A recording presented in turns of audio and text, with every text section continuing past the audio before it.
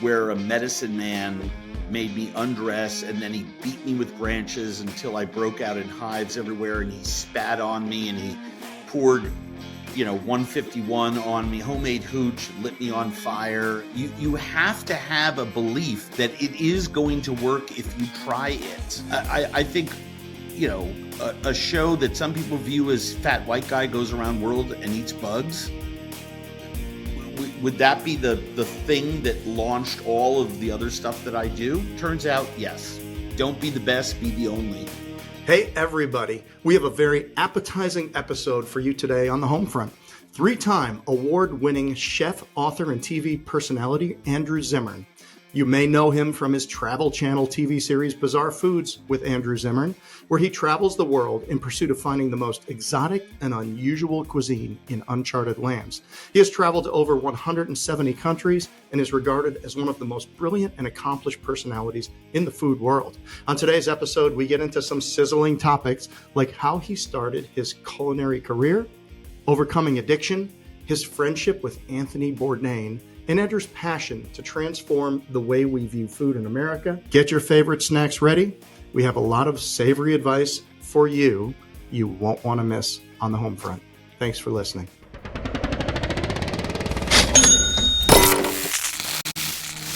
Welcome, Andrew Zimmern. How are you? I'm good today. How are you, Jeff? Oh, I'm so good. I really appreciate you being on. Look forward to a great conversation. Can we start back in the beginning? I'm fascinated to know how you got your first job at 13 or 14 years old. How did that happen for you? Selfishness and self-centeredness is the greatest motivator of all time. I was a typical 14-year-old alcoholic in waiting. I hadn't really, I had tried pot and I tried, drinks a couple of times by the time I turned 14 in the summer of 1975. So I was already like exhibiting that slingshot behavior of hyper responsibility and hyper irresponsibility, sometimes within the same day. And I remember making a comment to my father, in May or early June of that year, talking about how excited I was to spend time at our summer place. And I must have said something about I just remember his response was, there is no more allowance. You're turning 14. Yeah, I turned 14 that July. And he said, you need to get a job and make sure that you save enough money so that you have money during the winter. So what you earn during the summer, you don't need to spend. Food and, room and board is paid for. You live in this house. But my recommendation is you save money. Obviously, I saved none of it. He suggested that I take the job that all of my friends were taking. Everyone I knew went to work for the same 3 or 4 landscaping companies. And that meant you woke up at 4:30 in the morning. At 5:15, a truck came by your house, picked you up, you hopped in the back and sat on the edge of the truck, and you went to the job where you, being the teenager, you hauled wheelbarrows of dirt, either out during an excavation or in if they were building berms. And you basically you were the low man on the totem pole doing a really interesting physical labor job. I was interested in none of that. Because you got home at 3 p.m, your day was done, you're tired, not a lot left to do. I wanted to sleep in each day, go to the beach. There were I wanted to hang out with girls. I wanted to do drugs. I wanted to do all these kinds of things. And I wanted to cook. And so I immediately I said to my father, fine. And the next weekend when I was out at our place, I got on my bike and I rode to my godmother's seafood restaurant. And I applied for a job. And of course she hired me. And I was basically peeling vegetables and shucking clams and oysters. And that was the first time at age 14 I collected a paycheck in a restaurant. And I don't think I've lapsed a year since in collecting a paycheck from a restaurant. So I think it's been like 48 years in a row.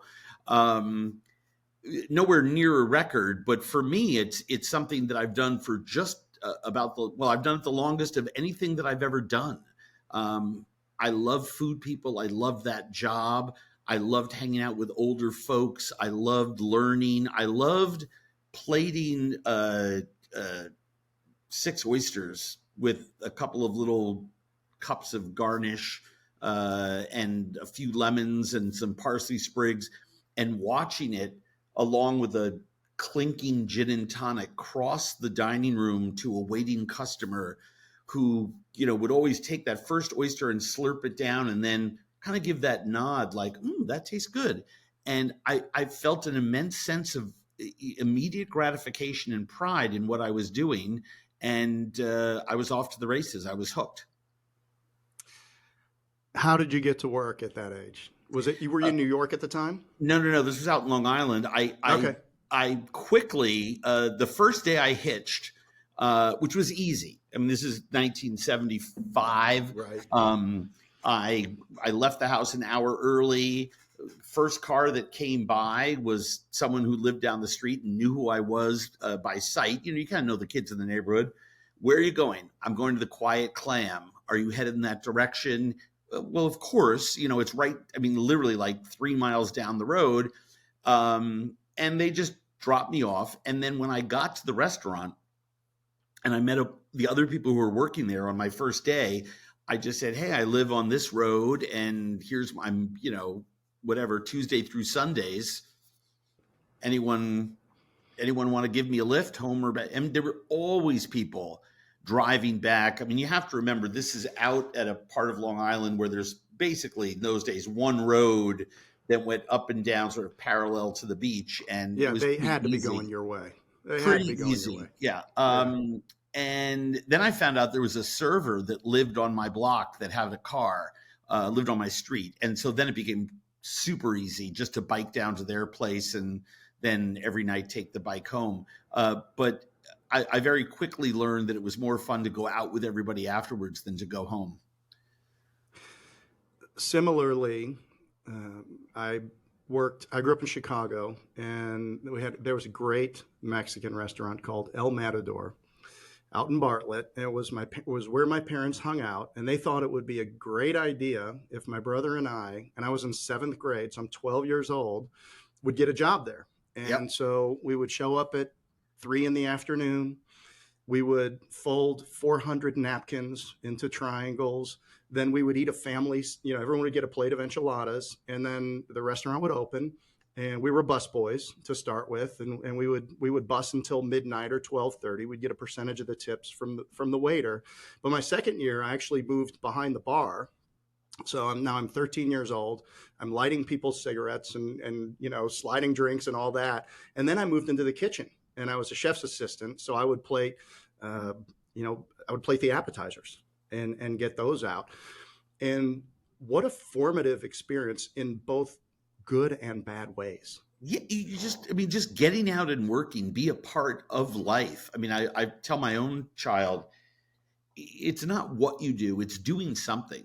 I just think it's vitally important. And what I loved about working a quote unquote real job summers, and then I was so in love with it, I wound up working 1 day a week. I convinced my parents to let me work in restaurants in New York 1 day a week during the school year. But being around other people lets you see and learn from their experience. You don't have to make every mistake yourself to learn from it, right? That's number one. Because in working with other people and you see them make mistakes or tell you about situations in their life that didn't work out, you then are able to garner some wisdom from that. And you are able to gain something that I think young people need a lot of at a very formative place in their life. Regardless of how my 20s turned out, I developed a sense of self-esteem at work because I was out in the world doing something that I wouldn't have found any other way. No. And what I like about what your father said. So I have 3 children, and I took the position early that the age of accountability is 14. And I've taught you everything that I can teach you about what's right and what's wrong. That's right. Work ethic, by the time you're 14. So when they're going into high school, man, I really gave them a loose bit. And it was, I feel like it was reverse psychology, maybe, because then they're accountable for their mistakes and they had to do the consequences.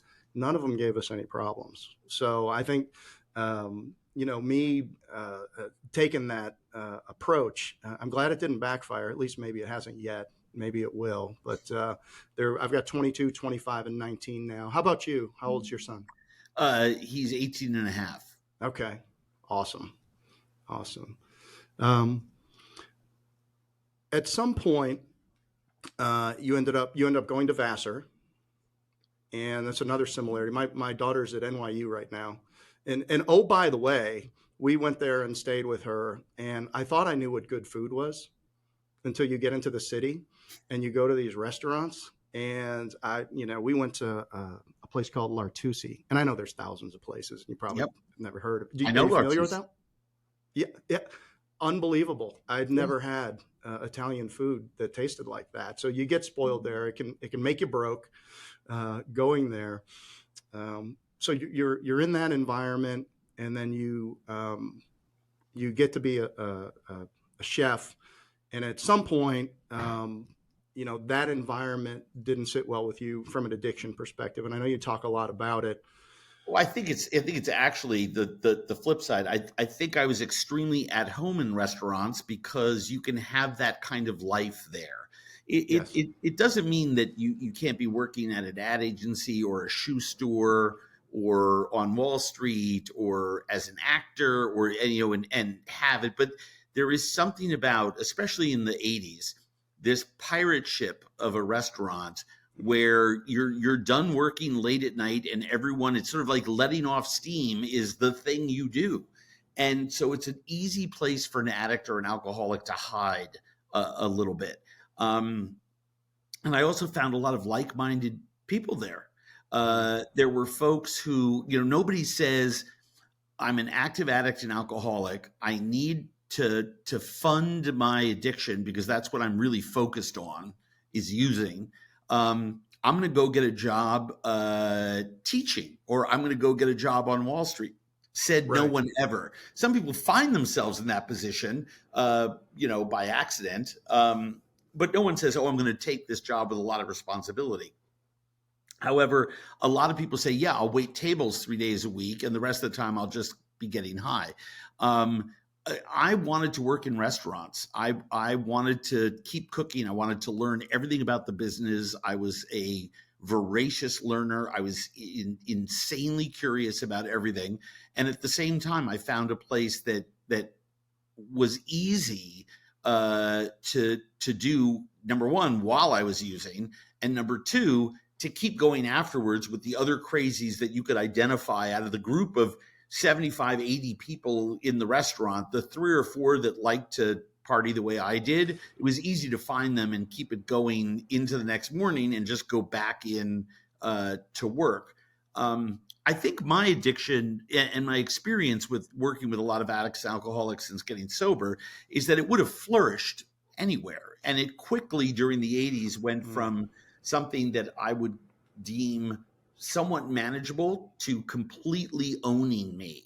I mean, in every sense of the word, where everything went through the filter of, does it allow me to continue to drink and drug my way through life? Eventually losing my moral compass completely and being 100% a user of people and taker of things, engaging in lots of illegal activity, homeless for 13 months, squatting a building in Lower Manhattan that was deserted, living with, street people I was a street person. I mean, it's living on a pile of dirty clothes, and it was a miserable existence.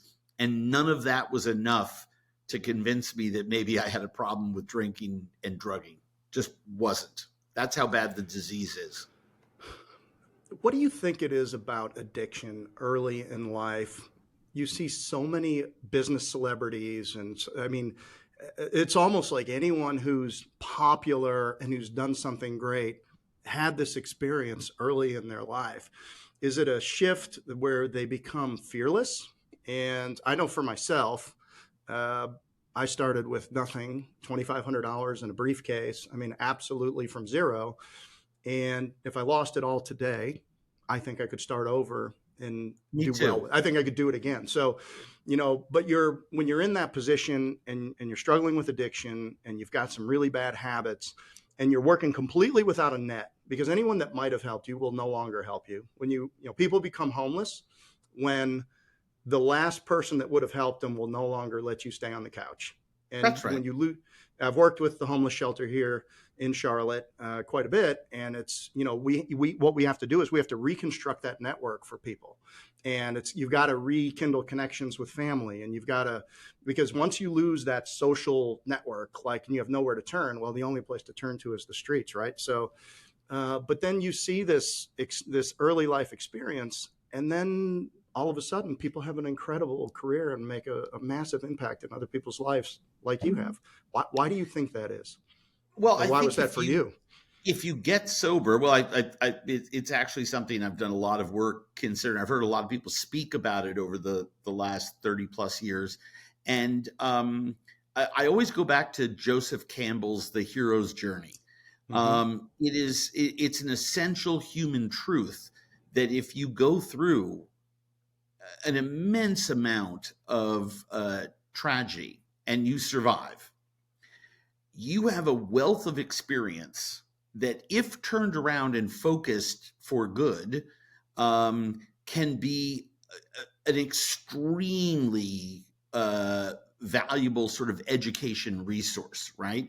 But you also are transformed and predicate your life on a much different basis. So, yes, I got sober. Yes, I was a talented person and a smart kid before the drugs and alcohol sort of masked everything up. Sprinkle me with a little love and respect and dignity from other people, and I started to flourish. I think the difference with people who become, I'll just say, hyper successful in their field is that they've taken that tragic set of circumstances and completely redesigned their life so that, in my case, I led a life that was entirely based on self, fueled by 1,000 forms of fear and self that always created behaviors in me that later put me in a position to be hurt. And when I got sober, I predicated my life on developing a relationship with a power greater than myself. Admitting that there was one in the first place was a big deal for me. And then predicating my life on helping other people, doing things for others. And as I experimented with that and I realized it was making me happy, it was also making me happy with whatever I had. So if all I had was the local success in a restaurant, and if I was still a chef in a restaurant here, if my first one that I opened in Minneapolis in '92, if that had been it, I'd be just extremely happy and joyous and free, because you're accepting and at peace with what you have. Now, there was a thing inside of me that is very competitive and wants to grow everything. And I remember being in a family counseling session, kind of like an exit interview for your divorce. They have those? Yeah, they do. The idea is, or was, that my ex-wife and I felt very strongly that we should learn to at least get along and speak with each other so that we had the ability to co-parent our child more effectively. And so I said, sure, I'll give a couple sessions with this family therapist that had helped us the year beforehand and helped me decide 100% I wanted to be divorced. But there was a really interesting thing. I found it absolutely fascinating. And I don't think a month has gone by I haven't told this story. I'm in there, and my ex-wife at the time was one of the big issues was my television career was growing and growing and growing. And she said, that's not good for the family and me and all the rest of this. I had my reasons why it was. And the therapist turned to her and said, what job do you want Andrew to have? And she's like, I don't know, something normal. And he's like, this is just an exercise. Name a normal job that you want Andrew to have that you'd be okay with. And she just sat there. She went, shoe salesman. And the therapist turns to me and says, Andrew, are you okay with being a shoe salesman? I'm like, 100%. And I meant it. And he then followed up with me. He says, okay, what does your first year look like? And I said, I'm the best sales. I sell more shoes than anyone else in the store statewide or in my region. I find out whatever that number is and I beat it. I become the number one guy in the region because that's my fastest track out of, putting shoes on people's feet and getting into management or supervising other shoe salesmen.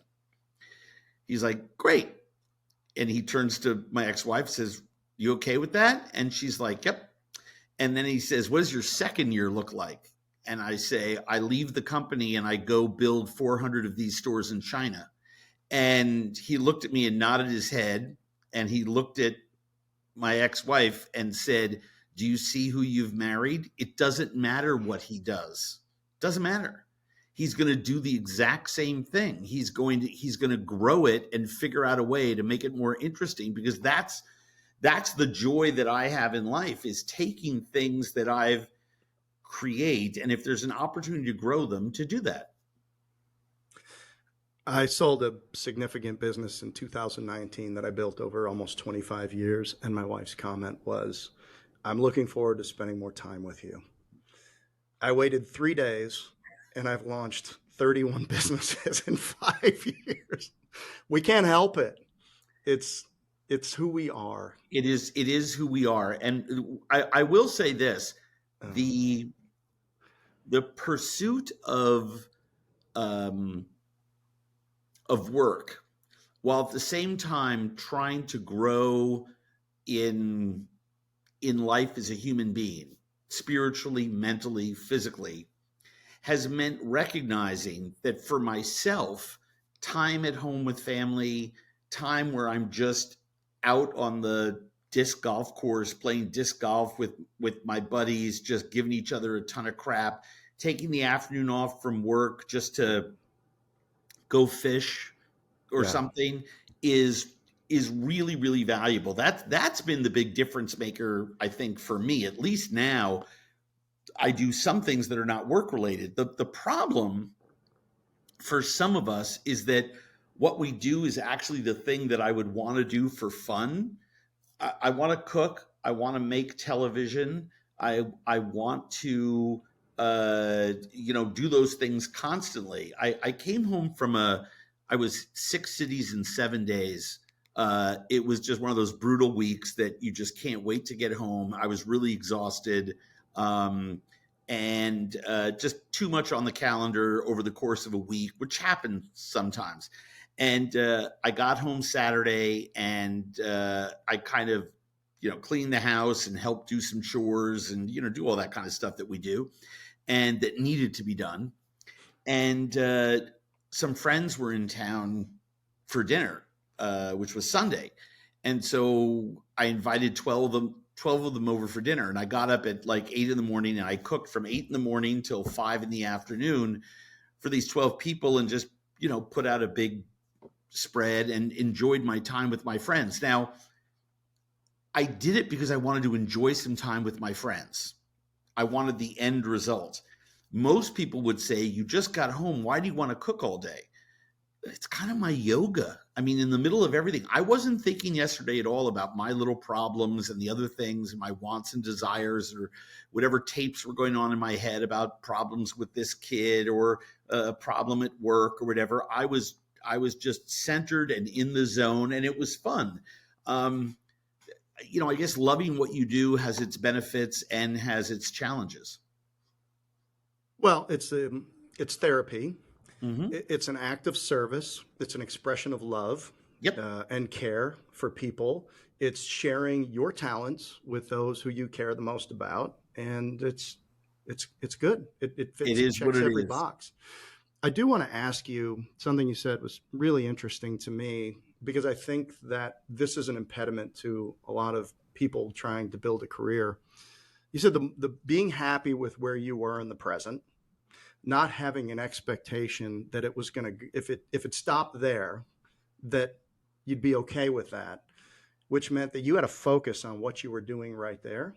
You weren't looking at 100 different things and losing focus. Jerry Seinfeld, I'm trying to be a stoic, but I look at Jerry. I'm watching comedians in cars getting coffee, and he says our lack of focus leads to our lack of greatness. And for me, when you said that, um, you know, I tell our young people in our organization, you win the next opportunity by succeeding in the one that you're in. And if you overlook what you're doing right now, you lose. You're not going to get the next opportunity because you didn't maximize it, and people know whether you maximize it or not. Were you an accidental celebrity, or was that something that you did intentionally back when you were in, well, you're still Well, in, very accidental. Minneapolis, and then you started writing, and then you got on the radio, and you got some radio shows, and then that turned into some Well, that was celebrity. intentional. That there was some strategic work in there, but Okay. the celebrity part was accidental. So I'm in this restaurant. I create this great restaurant. Yeah. Um, a, a lot of people that not my opinion, but local food scribes or whatever. It was there. Here's the deal. I came from New York. I was extremely accomplished culinarian. I get out of the halfway house and I realized there's no good French restaurant in town. And a French bistro, every town should have a casual French bistro, onion soup, steak frites. I mean, it is a concept that is track record proven. And here we were in a big city, Minneapolis, that didn't have a French bistro. So it was, to me, looking at what was missing, and yeah, in the rear view mirror, it's an act of entrepreneurship. Identify a problem and you have a business. Identify a lack of something successful somewhere, which is a different type of problem. You can create a business. And so we created this French bistro. It became very successful. I thought the food was really great. Was it the best restaurant in town? I don't know. There's always 2, 3, 4 that, vie for that. But was it up for discussion? Hell yeah. I was very proud of what I built. Over the course of those 6 or 7 years that I built the successful restaurant, my partner didn't want to grow it. He just wanted to stay and take what he was taking out of that business. I was looking to see how we could expand. When are we doing the second restaurant? When are we going to do the to-go food shop with, pâtés and terrines and sliced meats and stuff? And you have to remember, this is 25 years ago. So, looking back in the rearview mirror, was I right? Could we have done that? Absolutely. Am I thrilled that my partner said no? You bet. Because what it did is it made me leave the restaurant. Yes. I realized I had the wrong partner. And I also had to do a lot of inventory work. I really had to do some writing and figure out what I wanted. And I realized it wasn't that I just wanted to expand that concept. I just wanted a bigger audience for what I had to say. And I mean that in the broadest sense. So it could have been just food. I could have grown that food thing. And with each store, with each business within this mother company, I would have been telling food stories, my story, to other people, right? Yes. But I realized that I wanted to tell stories about society and culture, and that I had this feeling in my gut that we were starting more and more in America to define ourselves by the things that divide us. We were growing in impatience with each other. We were growing in intolerance with each other. And I identified this thing, and then I looked at food and I saw this company, the Food Network, was growing, and it was just people cooking behind a counter. Every show on Food Network, They weren't into game yet, and they've never really done travel. They've dabbled, but they never really did. Mostly because they were owned by the same company always that had Travel Channel and other networks that did that kind of thing. And I realized I needed a bigger audience. So I quit the partnership and I immediately went out and got a job working for the local glossy magazine. But they only had like a third of a job available for me. And then I went to the radio station, and that was a 1 day a week food show is how it started. Ultimately, I was doing drive time radio on this Talk 107 station. That was my favorite Were these job. new platforms? Were these new platforms for these people? They didn't have a food segment and you pitched it, or? No. Well, yes and no. Yes and no. With the food radio thing, it was another radio station was experimenting with it. They thought I'd be better at doing a 2-hour food show on Saturdays. Eventually, I got moved to drive time because it got really, really good.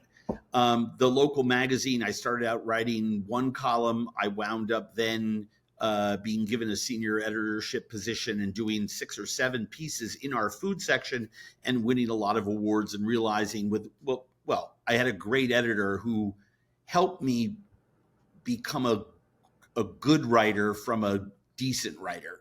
And then I was doing this TV thing over on a independent TV station that got sold to Fox and became a Fox O&O.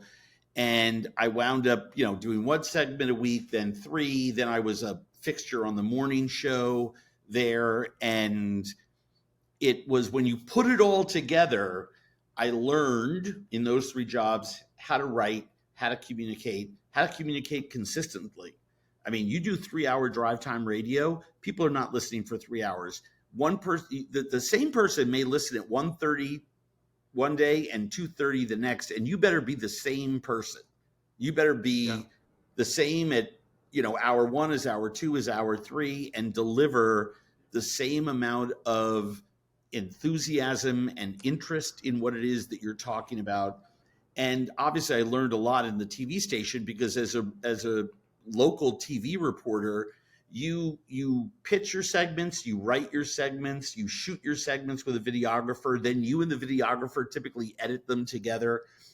And I learned how to do all the aspects of my craft. I sort of created a syllabus for myself to learn the things I needed to do so I could become expert. I spent my 10,000 hours or whatever across 3 jobs pretty quickly, knowing intentionally that I wanted to have a television. I was telling people when I left the restaurant that my ultimate goal was to have a show on television. Now, again, this is 25 years ago. So, today I get asked every day, I want my own TV. Everyone wants their own TV show. It's right. Great. Go ahead and make it. Put it on YouTube. You can do your own website, create your own thing. I mean, it's very democratic. And I mean, look, there are people on TikTok who are getting 25 million views a day, right? Yes. Doing food stuff and telling stories. So, and making a lot of money. So it does work. This democratization of the internet and social media has been a boon for food creators. But at the time, there were limited avenues. I pursued all of them, all the while putting together tape of myself and pitching show ideas. And eventually, Discovery Networks, which owned Travel Channel, said, well, this sounds interesting. Come talk to us about it. And I did. And we made a sizzle. We then made a paid for piece of a developed sizzle. Then we did a pilot, and then ultimately that became the series. And then, the show was doing well, but not great. And I didn't know, but the series was probably going to be canceled. You either hit your number or you don't. And if you are losing viewers over the first 3 or 4 episodes, that's not a good thing. And we were up and down, which typically means eventually you're just going to go down. And my fear was we were trying our hardest. I thought we were making a great product. I later was proven to be right. Just that the show was new. It had no marketing budget assigned to it, right? And we were the lead-in hour to a strong show. And I did the third episode, which was our the episode in Otavalo, Ecuador, where a medicine man made me undress, and then he beat me with branches until I broke out in hives everywhere, and he spat on me, and he poured 151 on me, homemade hooch, and lit me on fire, and he took guinea pigs. I missed this one. It's a great one. Beat me against my chest until the animal died. The idea was it was an exorcism. It was a witch doctor, and captured all the evil spirits and all of these things, and then burnt them and took the ashes and threw them in the river. That was the third episode that aired of Bizarre Foods season 1. And it aired on a Monday night. Wednesday night, I got a call from a booker on the Jay Leno show, The Tonight Show, and said, we saw the clip of the witch doctor and showed it to Jay. He loved it. Can you be in LA tomorrow night? And I said, I don't think so, but I can be there on Friday. And they said, okay. And I showed up Friday night. I did the Tonight Show. And suffice to say, the ratings the following Monday were really, really, really, really good. And I wound up doing the Tonight Show with Jay 3 or 4 times, and it kind of set the show. Without that booker seeing that episode, I don't think I'm sitting here today with you. I think my career goes in a different direction. But sometimes we need those seconds and inches thing. Now, if I'm sitting there with my kid, I tell him I create my own luck. We worked hard. We made a good program. I was proud of all of it. And the reason why I was in the witch doctor scene was never in the show. We were stuck in this town and had nothing to do from 1 p.m. to 4 p.m. And I have a cameraman and I have a producer and me. There's 3 of us. Today I travel with 18 people, right? There were 3 of us. And I told, and this is probably really instructive for our listeners, because I didn't want to waste any time. And I saw a story I really want. There was a sign that said Brujera, witch doctor. Right. And so I had my translator there. I said, what is that? What is that? And he said, it's a witch doctor. I said, yes, I know the Spanish word, but what do they do? And he said, well, this one is actually an exorcist. And I said, can I get exorcised? And he said, sure, it's $25. And I'm like, okay. And I then went to my videographer and he's like, dude, I'm tired. I'm like, dude, I'm getting an exorcism. Let's shoot this thing. And I had to convince my photographer and my producer. And eventually they said, okay. And when it started, you could just see the 3 of us were like, this is magic television. It may have been the best 5-7 minutes of TV. It certainly is the best 5-7 minutes of TV I've ever spontaneously made. And the whole thing was created instantly. And it's a really, really, really fun moment exploring culture in another part of the world. But it put me on a path that I would not have been on otherwise. Yeah, the Tonight Show makes a lot of people. It was insane. I mean, it's that they know. I mean, I listen to a lot of comedians, and it's just like, I got the call, I got the shot, and it all changed from there.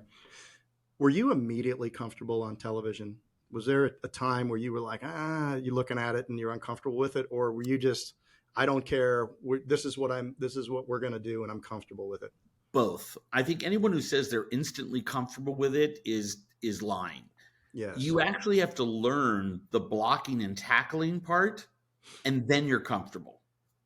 And that's why I'm glad I came out of live local news. That was the best learning ever. When I talked before about finding the story, editing the story, I remember they sent me out with my videographer and a live truck to do 5 hits over the course of the 2-hour morning show, local morning show. And we all have watched local morning television, right? It's very low budget. Some of it's really goofy. They sent me, it was like the week before Halloween, they sent me to a corn maze. And they're just like, you have 5 4-minute segments, figure it out. And by the way, you get that assignment at noon when you're leaving the day beforehand. So you have to come up with some cool things to do, get some people down. We had a school band, there was a maze. Someone didn't show up, and I did the Blair Witch thing where I took a flashlight and just ran through the thing holding the camera. I mean, like, stupid stuff. But you learn the craft that way. You learn how to talk to the audience. You learn how to sort of be yourself on camera, and either people are going to accept you or not accept you. There are a lot of people who are, funnier, smarter, better looking, more interesting, all of that stuff. And the audience doesn't want to follow them week to week to week to week, network to network, show to show. It's a really honorable position to have. Is there something inside of me that I just naturally have that makes me appealing to people? Yes, I believe there is a piece of that. But I also believe that there's a lot of people who have that and blow it because they're lazy and they don't want to learn how to actually do the job. And there is some blocking and tackling to all that. When I got to do the first season of Bizarre Foods, everything in television was about what we refer to lovingly in old TV as the stand-up. I'm like, I look at the camera right down the barrel, and as I'm walking down the street, I say, here in Tokyo, Japan, there are thousands of asadachi, small little humble restaurants with single cooks preparing food, and you describe what you're going to do, and then you literally have to walk in the door because the producers feel if they don't see you walk in the door, then how do you get there, right? It's a very old way of doing television. Today, we just start out in scene with the guy handing me food, and through a series of exchanges with him, we bring out language that we can then cut and put ahead of it that describes where I am and what I'm doing. So we no longer have to do stand-ups, right? Right. To learn how to do that so that then you can figure out new and different ways to introduce material, how to talk, when to talk right down the barrel to the audience, when to not, when to ask a question, when to not. Those are learned things, and it's a very vital, important part of doing the job. Getting behind the camera, getting in the editing room, writing, drafting in advance. Also, I'm fascinated by the 3-hour radio show because you wouldn't think about it, but you've got to assume there's new listeners coming on all the time. So writing a show where people can jump on, but yet for people that are on, you're not duplicating what you're doing, or 4 minutes in a corn maze. Like it's highly creative with no lights. What's that? With no lights. Right. Oh, with no lights. Dawn hadn't come up yet. And we didn't have enough lights in the van. And so it's just like first hit, I just Blair Witched it. And it didn't matter whether it was good or not. What mattered is the director just needed me to do something. If it's good, great. If it's not good, people will forget it by the next morning. There's a lot of stuff in live local news that's not very good, but you have a chance the next day to it's every day a new beginning, right? And I guess what it taught me is a little bit of fearlessness, a little bit of just do your best, it's going to be okay, and patience. And quite frankly, patience is faith. You have to have a belief that it is going to work if you try it, right? I think, a show that some people view as fat white guy goes around world and eats bugs, would that be the thing that launched all of the other stuff that I do? Turns out, yes.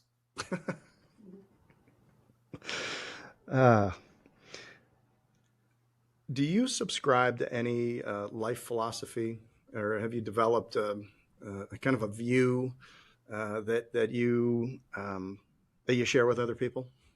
Lots of them. Don't be the best, be the only. It's really hard to qualify or quantify what's best. Yeah. There are many bests, just depends on who the consumer is. But unique is describable. if you're the only, it really is easier, you know? Yeah. And I look at different people in different worlds, and they are an only. And I think that is, it's an easier way to try to interpret things. I've learned to shut up. I've learned that I have to evaluate everything through, I ask myself 3 questions. Is it true? Does it need to be said? And if it's true and needs to be said, is it up to me to say it? And the third question is the one that always gets me. It might be true. It might need to be said. It's not my job to say it. It's someone else's.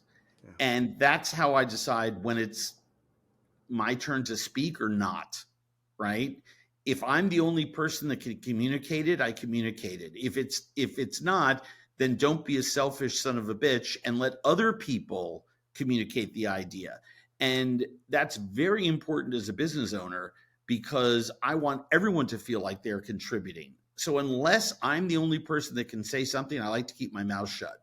I've learned that, over the years of owning several different businesses.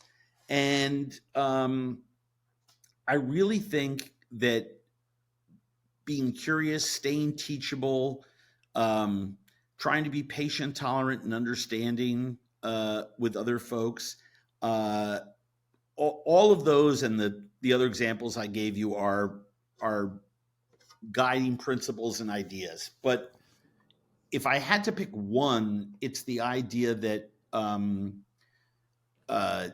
doing things for other people is what we're here on planet Earth for. And that is not, or I should say, that is 100% compatible with being a capitalist and a business owner. 100% compatible.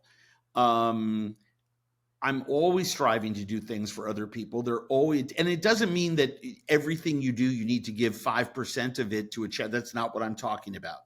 But in the creative businesses that solve problems, that make the world a better place, in the attitude of always lifting up other people here in the workplace, trying to at least, and making them feel heard and known.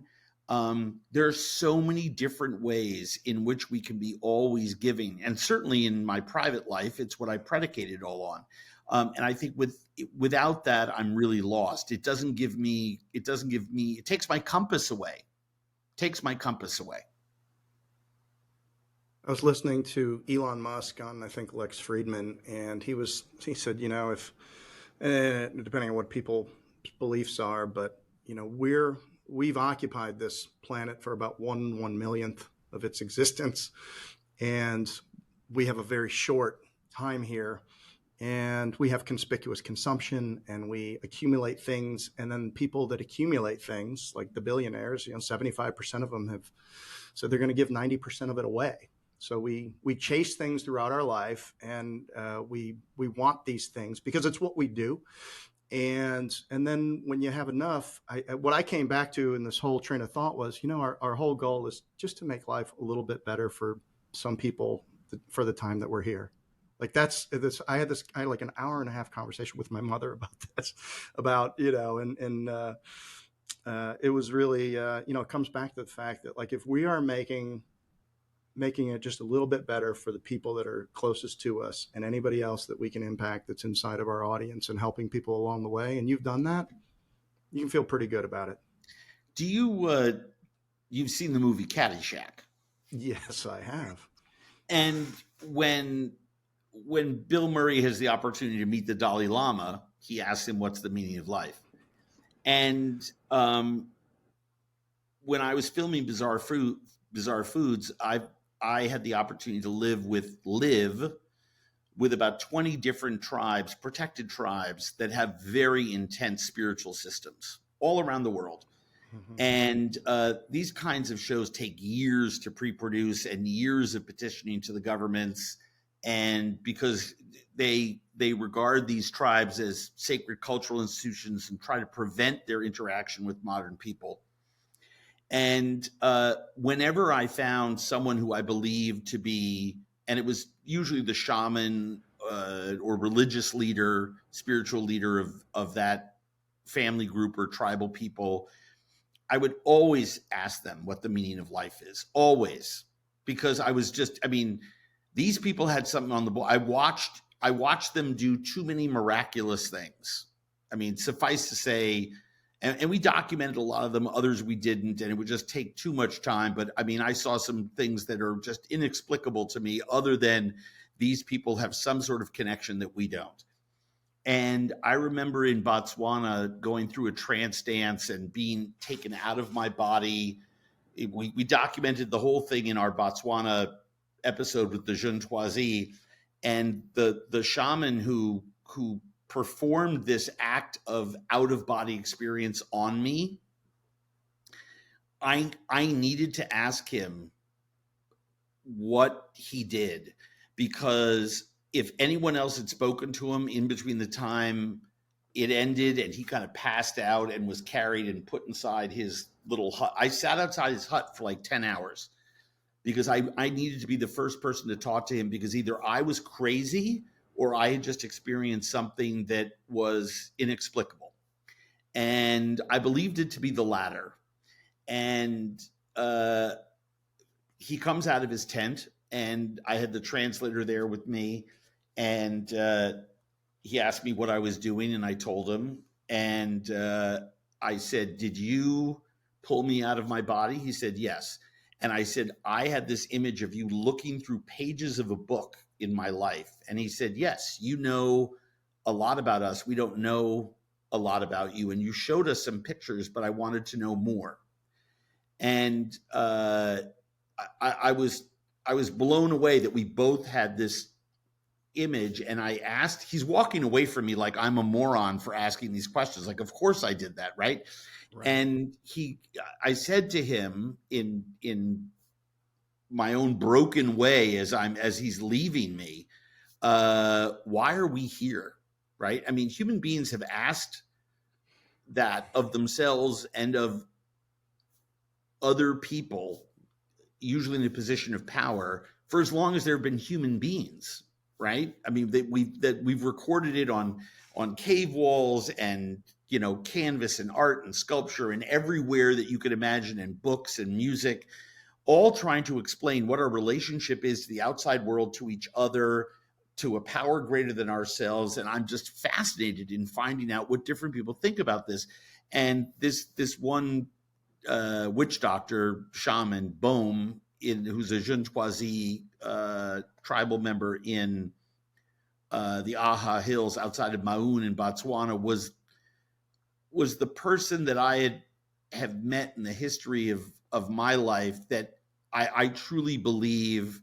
And by the way, I should also mention there are dozens of the most famous anthropologists in the world that believe he and Ka, this other shaman with this one tribe, are the only two people in the world that astrally can project themselves. They've put numbers and drawings and letters and shapes inside caves 100 miles away, and then these men have done their trance dances and then woken up and described what's in those caves, right? So, and I'm talking about like not a cappella university I'm talking about like the University of Indiana, which has one of the best, you know, teaching universities for anthropology in the world, and a lot of other very big global international organizations. And Bohm turned to me and shook his head like I'm an idiot, which I was. And he just looked at me and he grabbed me by the shoulders and he said, "We're here to make other people happy and love them," and walked away from me. Like, of course, that's our only reason for being, you idiot. I supplied the parenthetical comment, but it stuck with me forever. Yeah. Can I ask you a question about Anthony Bourdain? Sure. Where did you find common ground with him? I know that you did work together on your shows, and it appeared as if you had a friendship. Oh, yeah. Um, where was common ground with him? His lifestyle and your lifestyle uh, diverged, particularly around uh, alcohol. We came from the same place. Mm. We understood the same language. We believed the same things. We were interested in the same stuff. When I was at Travel Channel, my first season was his second season.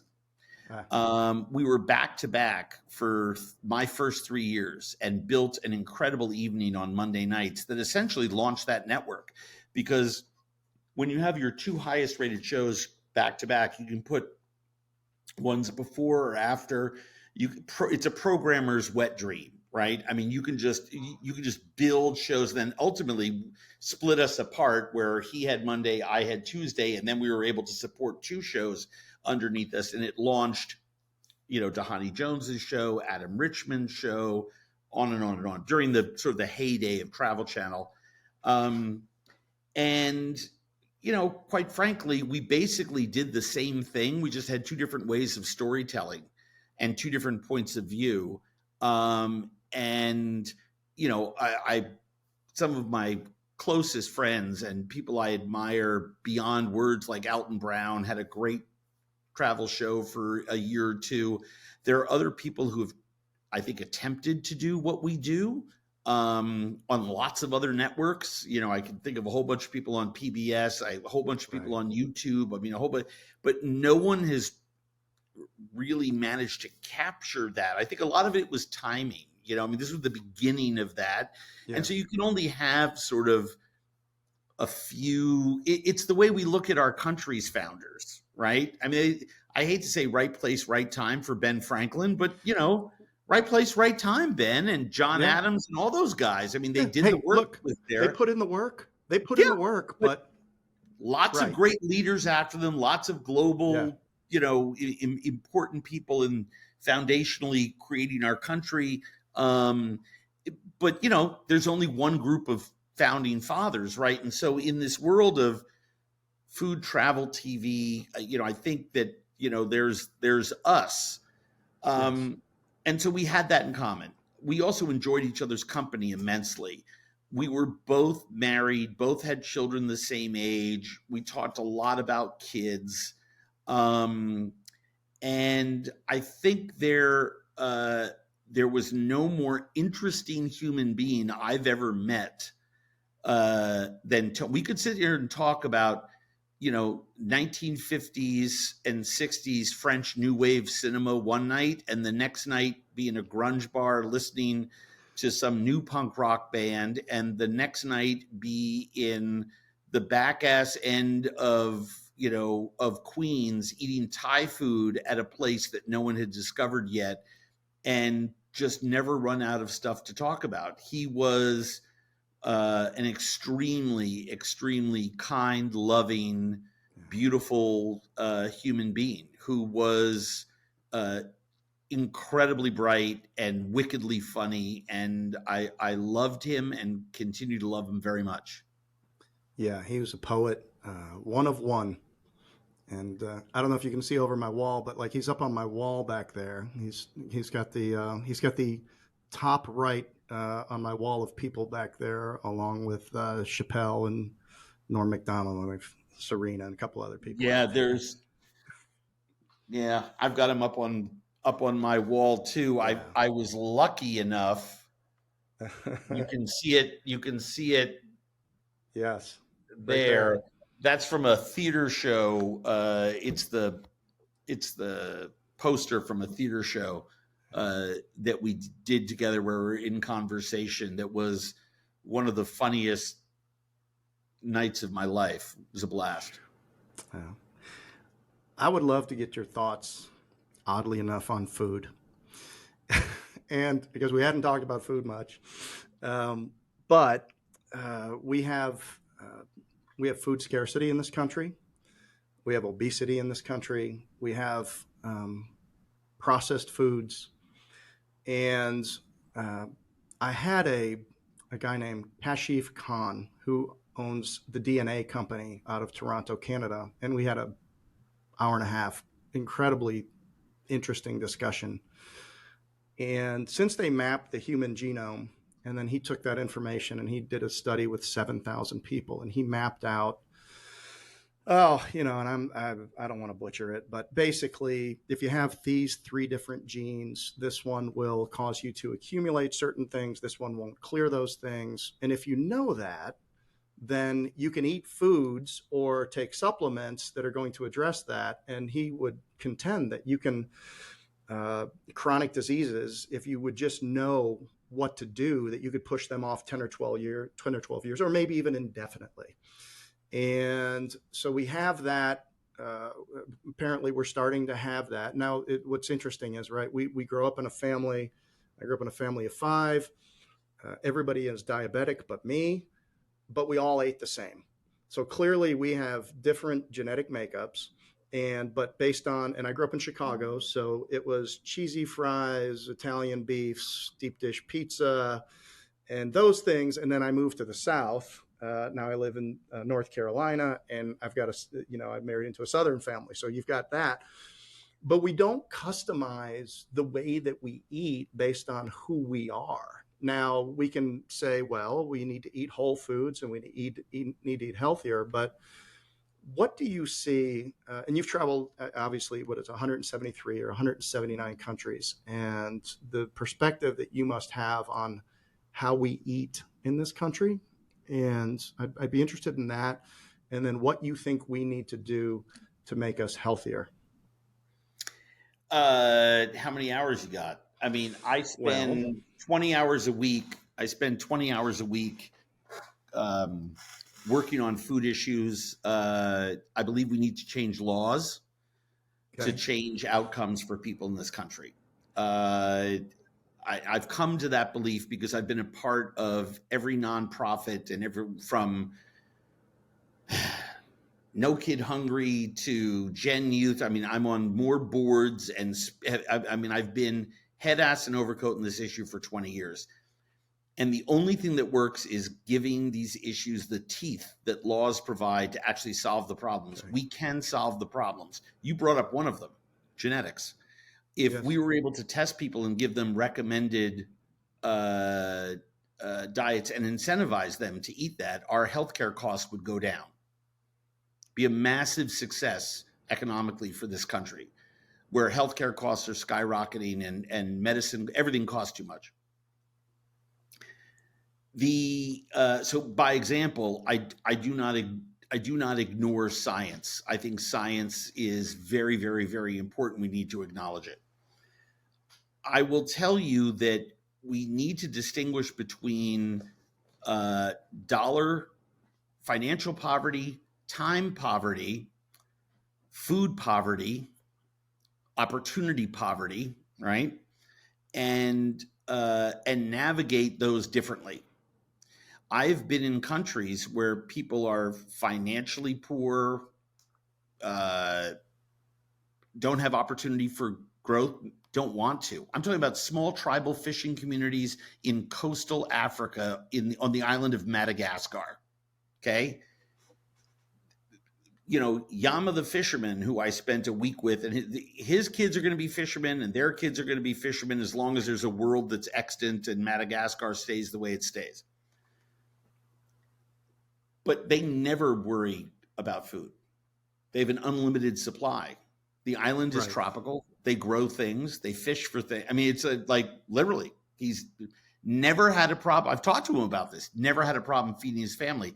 Doesn't make any money. Doesn't need it. He trades fish for clothes and things in the local market. They live in a small village, right? So when the modern world reaches Yama the fisherman's village, he's screwed. Yes. That's the problem. Okay. But I only illustrate that to mean that we have to distinguish between those things. They're not all the same. They need to be dealt with differently. When it comes to hunger in America, we have, and this is not red or blue or left or right. This is simply a civic issue about moving our country forward.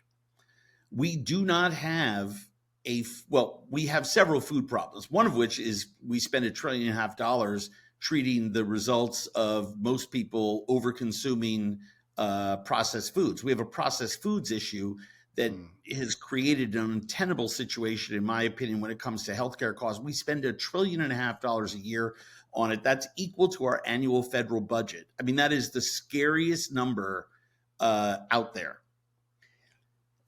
my opinion. We don't spend that much on criminal justice, system or other systems that would be helped by feeding. Kids who eat have better outcomes.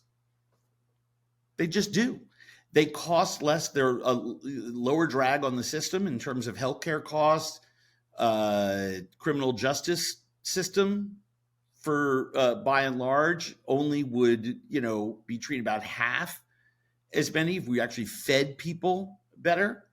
The problem in our country with food, by the way, we waste 40% of our food in America. That's pre-consumer contact, which is why immigration reform is so important. We actually, speak to anyone big agribusiness. I've spent a lot of time on farms, and I did a whole series of this on MSNBC called What's Eating America. We went to the biggest farms in America in the central coast of California and watched them just till lettuce under the ground because they don't have people to pick it. Same thing with. So that's what's behind it is our ability to gather it and ship it. It's not that it's substandard and they're just throwing it out. That's correct. Okay. We're the richest, most successful, most highly developed culture in the history of the world here in America. There's never been a nation like this one as exists today while we're talking. We have the ability to feed, let's just take kids. It's an easier one to talk about.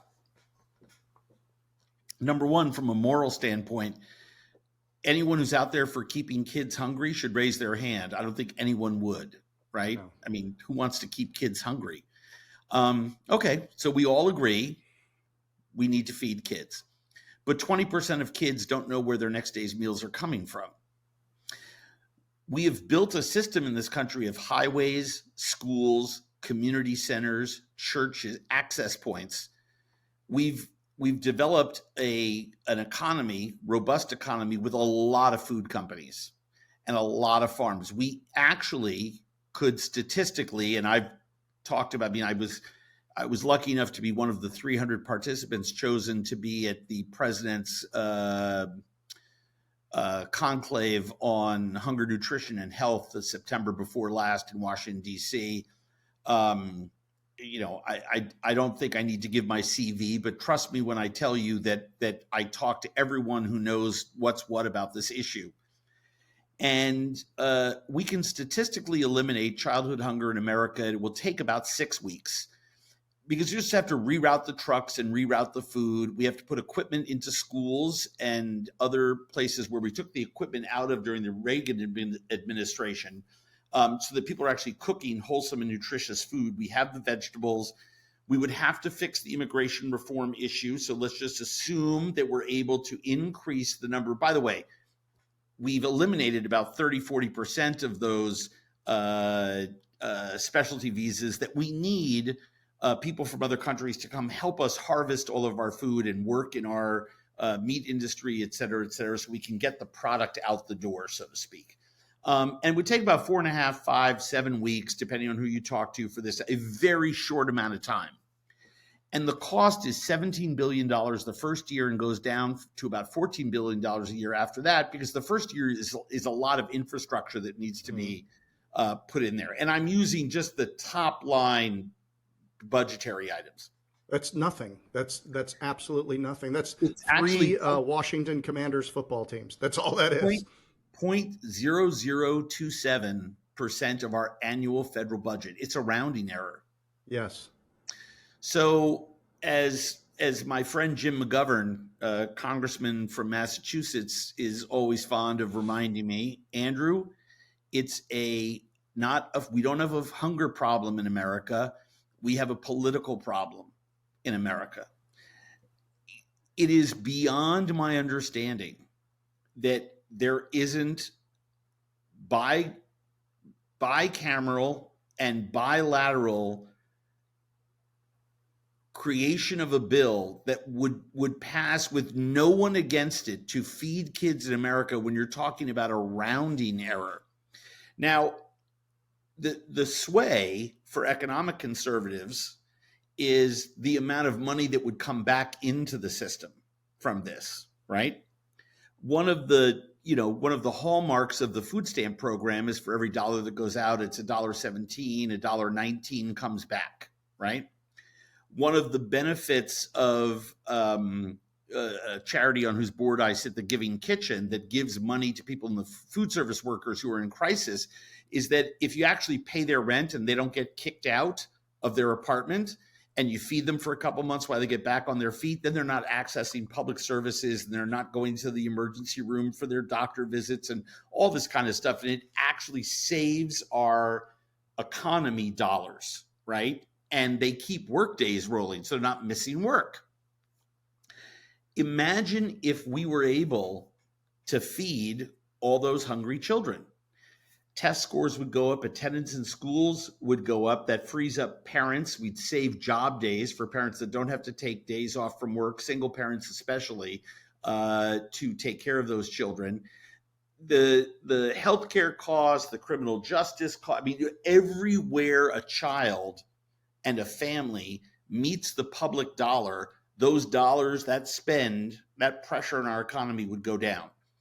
It doesn't necessarily automatically pay for itself, but I will just point out $17 billion a year max to feed all the children in America, statistically eliminate hunger, versus $1.5 trillion a year for these big four processed food related diseases. Imagine after 8, 9, 10 years, we haven't even spent we've spent $200 million, right? In 10 years, a little less. How much money net would come back into our system? Staggering. A huge game changer for this nation. I can't think of a more important thing. And by the way, I have no desire to be a part of a country that deprioritizes hungry children over other issues. It doesn't matter whether you are left, right, in the middle, or from Mars. Hungry children, it's almost a genocidal choice because it disproportionately affects people of color and women. So if we have the solution and it costs that little money, it's a rounding error, why can't we muster the political will to do it? Now, I also think concomitant to that, we need to have a cabinet level position for food. Food represents such a large part of our GDP. Independent restaurants, that's not chains, it's just independent restaurants, I think are 7.5% of GDP. If you start to figure in all the other restaurants and places that food connects, farms, hotels, you take the piece of the bowling alley and their food service thing and their pizzas and microwave hamburgers, you add up all the food systems in America and you're at almost a quarter of our nation's GDP. It literally is the driving force for tourism.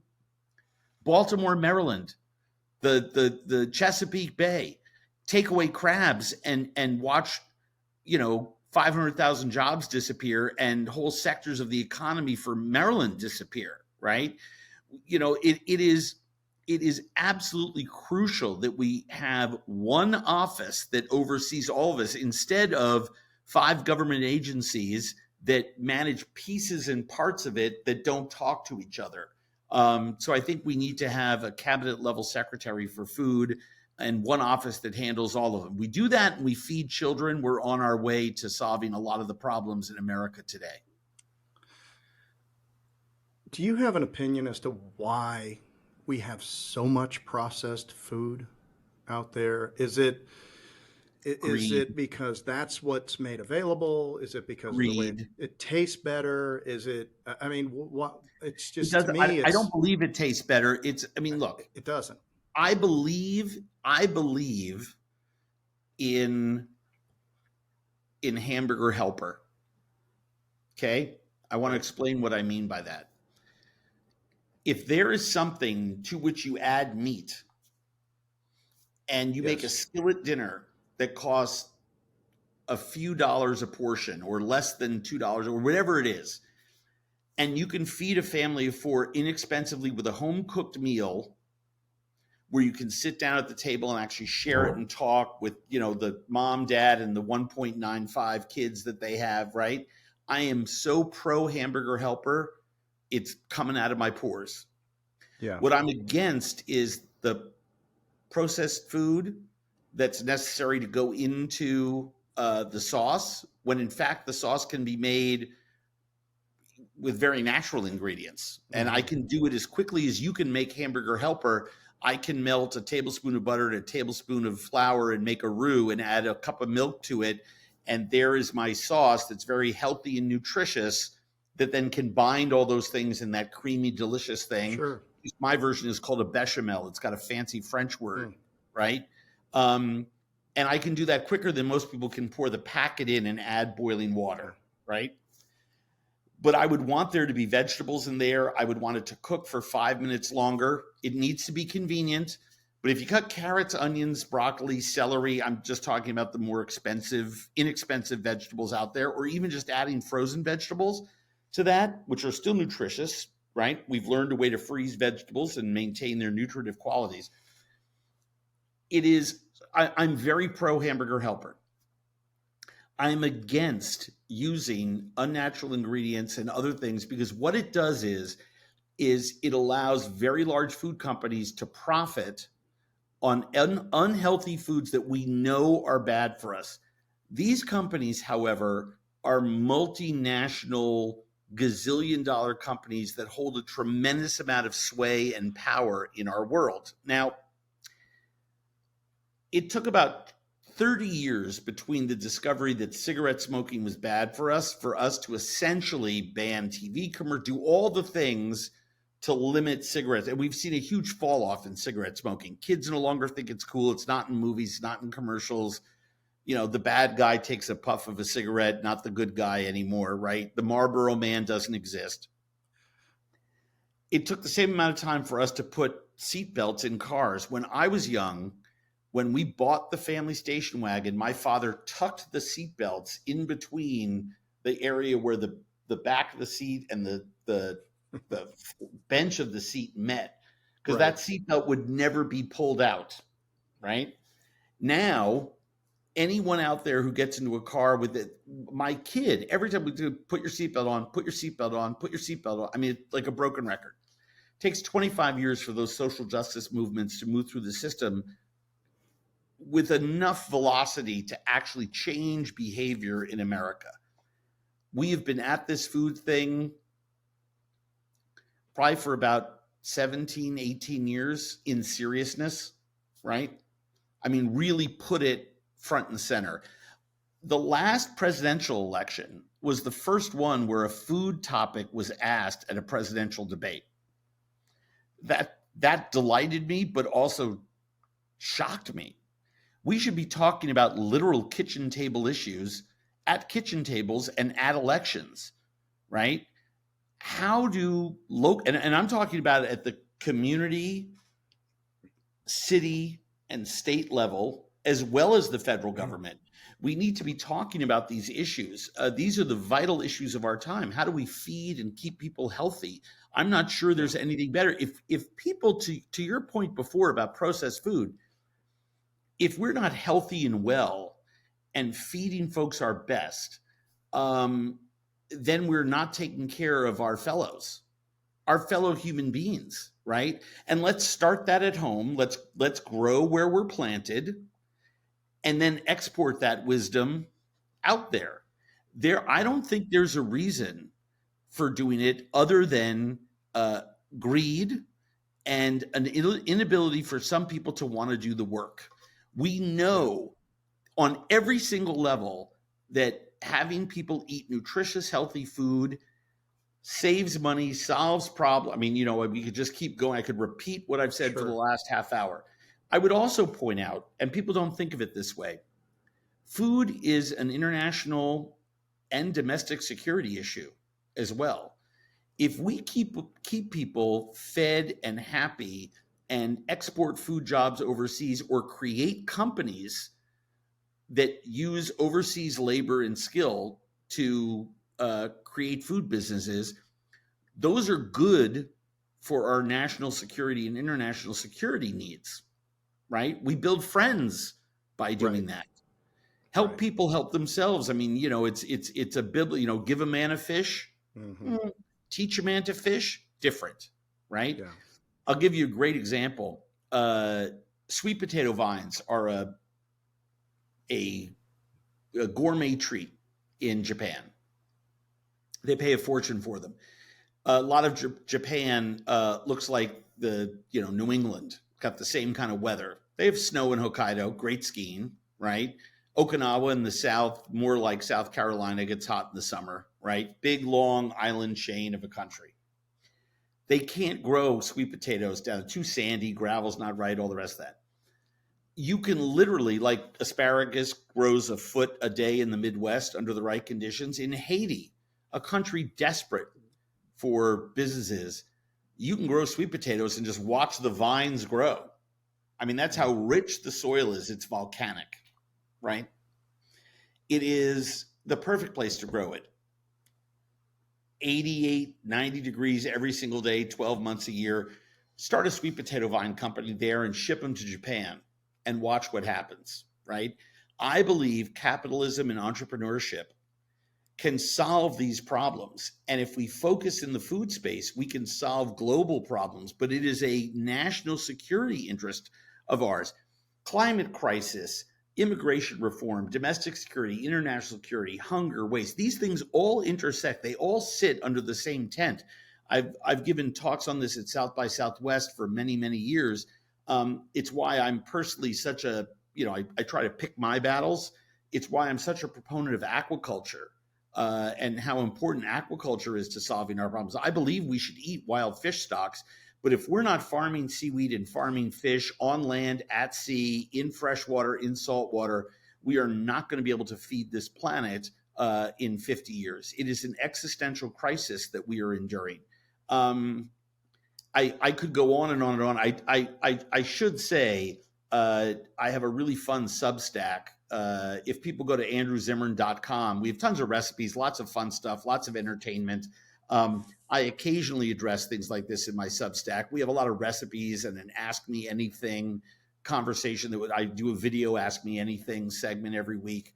And if people want to dive into more of this with me and build that community, go to andrewzimmern.com. Subscribe to my Substack. My website is free, thousands of recipes, lots of info. But that's the way we're going to do this together. So What's Eating America has a lot to do with societal impacts and changes. Of the things that you are concerned about, are there any that you would say are unreversible or inevitable at this point?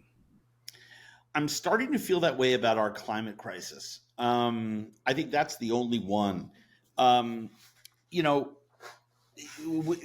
What's Eating America was the best piece of work I've ever done in my life. It was 6 hours on MSNBC.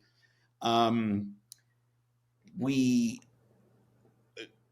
did our climate crisis episode, and I went to 4 or 5 places in America where a food has disappeared. And then one, the apple in Minnesota, that's threatened. And just to give people a quick notion, the most significant and prolific oyster bed in the world was in Apalachicola, Florida. And the oyster bed that sat there, more oysters were harvested annually out of that bed than any other oyster bed in the world. And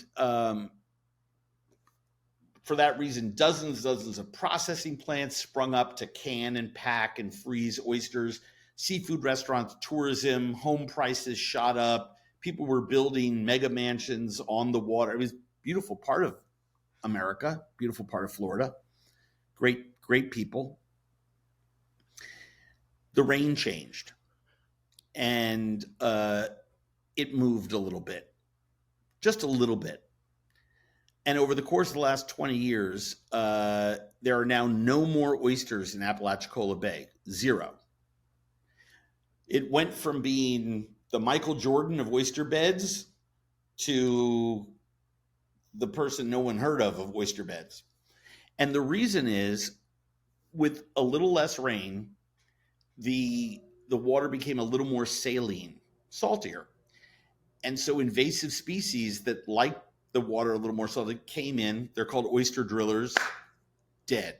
And now you can't grow oysters. There are some people that are trying to raise oysters to revive the genetic species of oyster there, because occasionally they find a couple and they're struggling. The town has essentially boarded up. It's one of the most depressing places I've ever been. You know, you want to buy a big home on the water, go there. They're available for pennies on the dollar. It's a very, very, very, very, very, very sad story. And the people the oystermen who used to work 12 months a year in that business now do stuff like fishing guiding and duck hunting and carpentry and a mixed bag of jobs. And so you can see families starting to change, and there's not a lot of future down there for a lot of people. Now, every month we learn that our climate crisis is getting worse. We're not doing anything to stop it. And what we are doing to stop it isn't happening in enough time. That same rain that has left 10% less in Apalachicola has moved north to Minnesota, where I live. When I moved here 30 years ago, we had soft spring rains and never had a problem with planting crops, and we had soft fall rains and never had a problem with harvesting. We now have drought in the middle of the summer, I think 7 years in a row. I experienced it at my own house. We're losing trees right and left, never used to. We have to run sprinklers never used to. Now I'm trying to plant grasses that don't require sprinklers, right? Because I want to do my part. But we have these very heavy rains in the early spring that are a bear to deal with. And then more importantly, we have these heavy rains and big storms in the fall. Those big storms call what's called apple cracks, where all the apples crack where the stem goes in. And of course, the USDA, because they don't understand food, remember my call for a food czar, insists that those apples not be used for juice. Even though any apple farmer will tell you, all we do is rinse them and juice them. Apple cider can be pasteurized. I mean, there's no problem going in there. It's just we can't sell a cracked apple, right, to a consumer as a fresh apple. Now we can't juice it, can't can it, can't turn it into applesauce, can't jam it, can't bake with it. We have an antique set of laws that can't keep up with this enduring climate crisis that we have, that's shifting weather all over the world. That's the one that I think is going to get us. And I hope I'm wrong, but of all look, 5 years ago, everyone was still saying 2050. Then it was 2037, then 2032, then 2025. And the latest studies just released last week these are by global institutes with the smartest people in the world working on it, have all said that 1.5 degree raise is inevitable, that we missed the opportunity over the last 8, 9, 12 months to just stop, to just put the brakes on it. And when I see companies stand up and pat themselves on the back saying, well, we're going to, McDonald's, we're going to only, use organic eggs by 2030, it's too little too late. When I see countries like ours deprioritize electric car building to a very, very small number and sustain the use of fossil fuels in America, I'm really disappointed, because we know what those contributions are. Factory farms and the methane that they produce, horrific. The chemical runoff that goes into our water system just keeps exacerbating the climate crisis, not helping the climate crisis. So that's the one that scares me a lot. And again, I say this not to be divisive. This isn't red, blue, or left or right. This is simply, very, very, very, very well documented science that we need to deal with as a country and as a planet. Otherwise, we are in really, really, really bad shape. You see things happen like Impossible Foods and Impossible Burgers trying to use less meat, which reduces the gases and that kind of stuff. But it doesn't get, I mean, it doesn't get incredible traction. It's everybody No, doesn't. and those are bad products. Are they? Yeah, I mean, one of the problems that they've had, probably the biggest fall off in the food business over the last 18 months have been plant-based meats.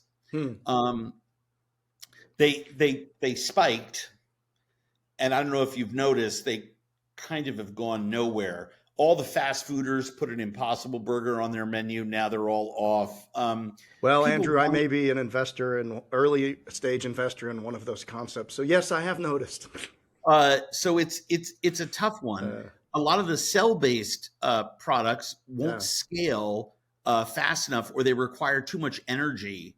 All the cell-based seafood products, right.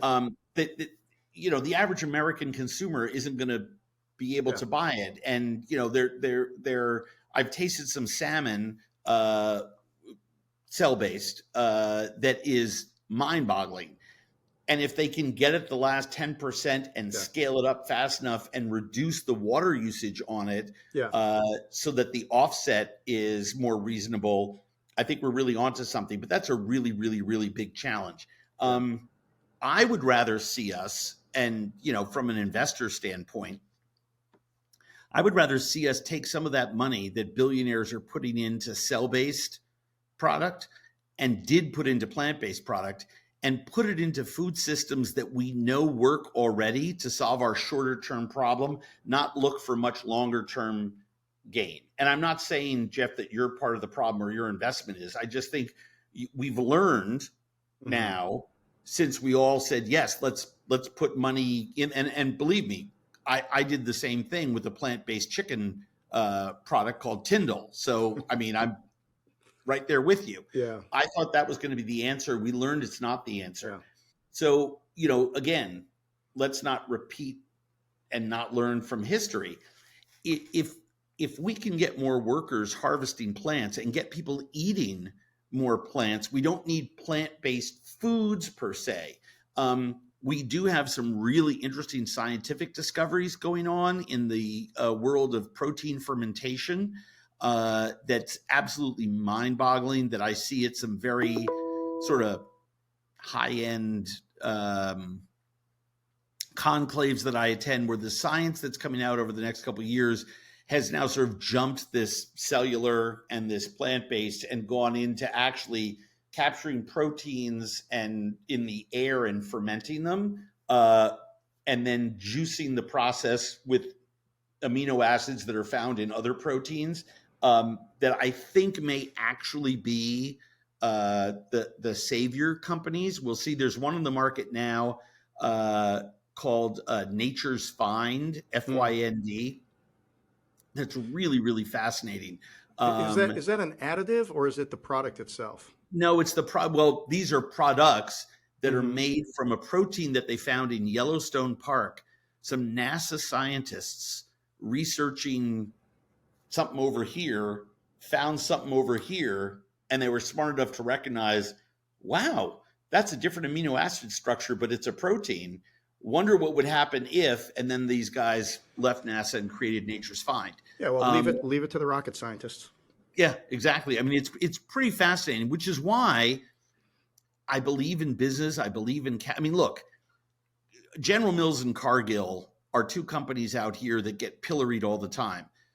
General Mills, because everyone says, oh, they make sugary cereals that kill our kids. And Cargill, because people are like, oh, they ammoniate meat and all the rest of that. Big business is lousy at telling their own story. There's no company in the world or government that spends more money researching drought-resistant grain than General Mills, number one. And the reason is that Big G, their cereals division, is their most profitable.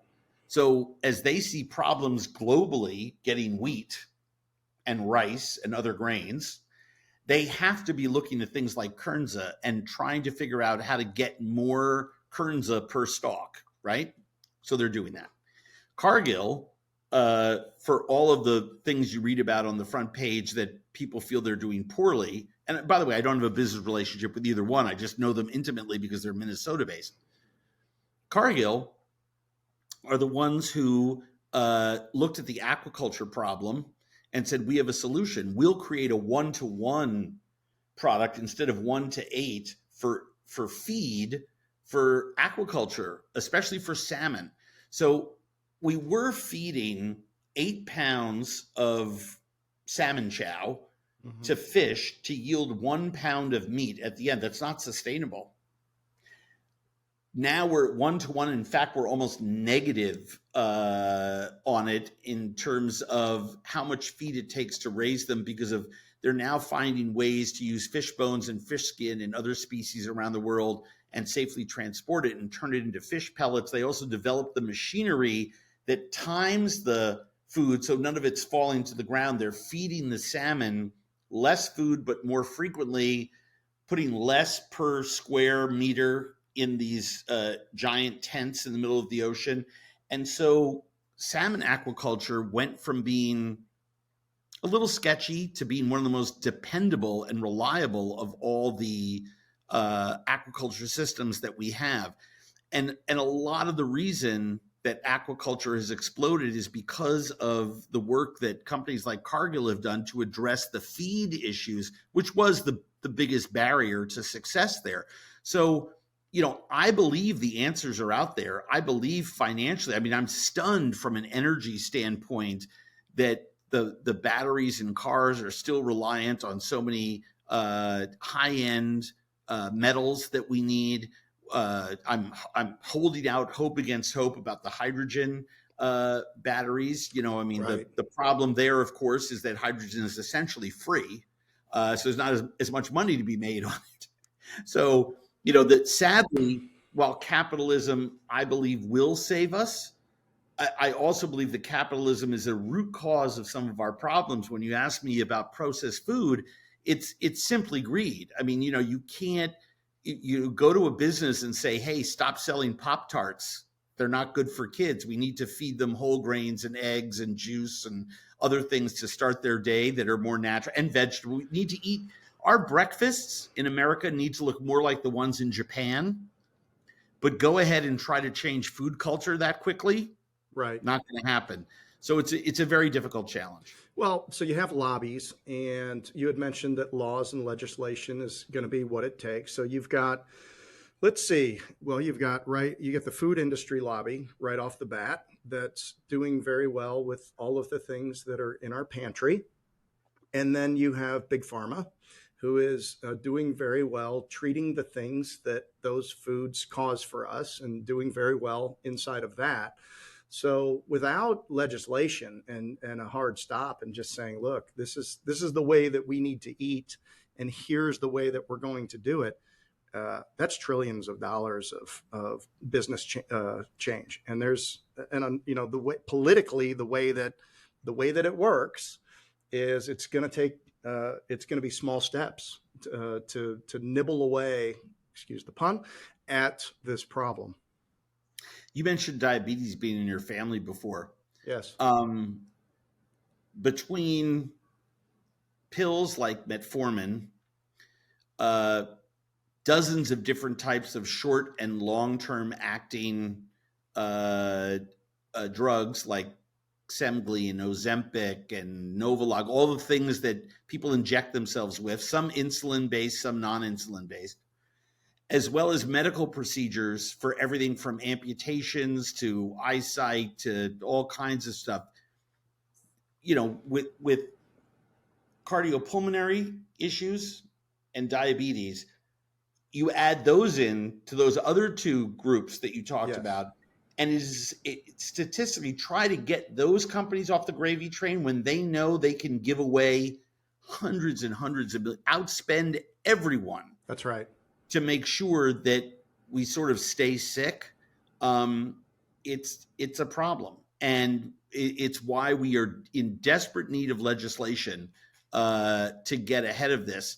And by the way,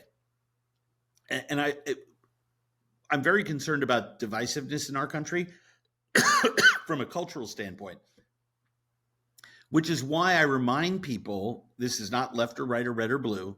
This is forward. Diabetes and the other processed food diseases, all the other things we talked about, affect everyone in this country equally. It does not select liberals or conservatives or reds or blue states and stuff like that. Well, I should say it does disproportionately. There are certain food issues and hunger and other issues that do disproportionately affect what were all red states in the South. I mean, Georgia is now kind of a purple state, and I don't want to get into a political thing, but there are a lot of facts and figures around those issues. A lot of our poorer states tend to lean right, but this is an equal opportunity issue. I mean, grandpa still gets the heart attacks too early. Kids are getting juvenile diabetes too early. Yes. It's kind of a mess. I will end on this note. I am still very optimistic. And the reason is that I do believe in what we talked about at the beginning of this conversation, which is the indomitable nature of the human spirit to want to collect information and do good things in this world. I believe in that. I believe that's bigger than the challenges that are in front of us. I just think we need to get more juice in that system. And here's what I mean by that.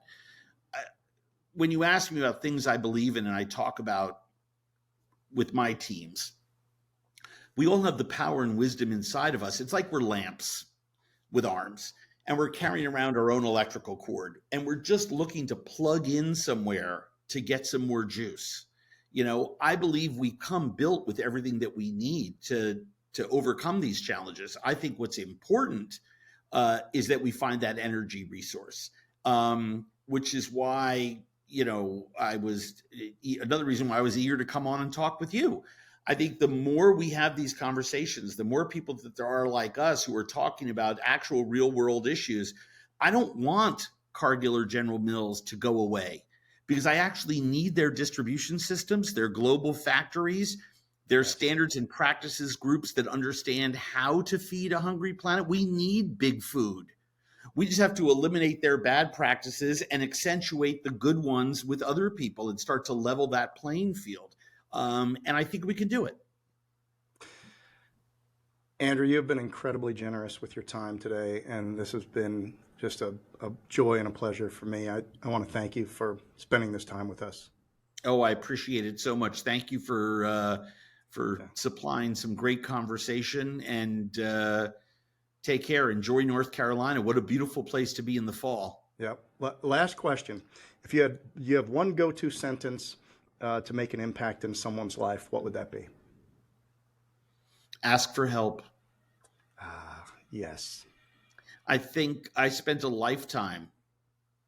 a lifetime, and never, and I mean never said the words, "I don't know how to do that. Can you help me?"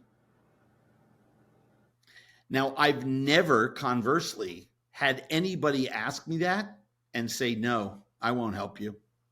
Exactly. As human beings, we yearn for that. Sometimes it's ego. Oh, I'll help you. Yes. Yeah, thank you for recognizing I'm so smart. I'll help. At the end of the day, the humility and the grace that exists between one person asking another person for help will move mountains. Andrew Zimmern, thank you for being with us on the Homefront.